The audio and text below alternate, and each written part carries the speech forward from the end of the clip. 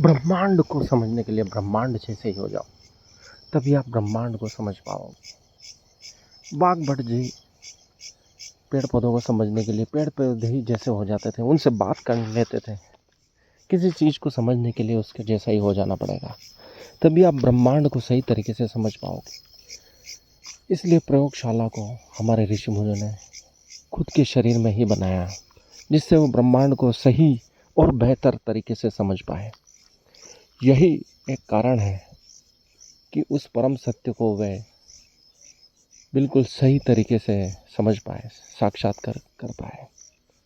इसलिए कृष्ण अर्जुन से कहते हैं कि तुम इन चर्म अक्षरों से मुझे नहीं जान पाओगे। वास्तविक सत्य को जानने के लिए तीसरी आँख की आवश्यकता होती है। वह दृष्टि भगवान ही प्रदान कर सकते हैं। भगवान ही भगवान को जानने के लिए भगवान जैसी दृष्टि अर्जुन को प्रदान की, तभी अर्जुन भगवान को उनके वास्तविक रूप में समझ पाया। यही एक वास्तविक कारण है कि हम ब्रह्मांड को उसके मूल अर्थ में, मूल स्वरूप में कभी नहीं समझ सकते, जब हम स्वयं ही ब्रह्मांड न हो जाएं।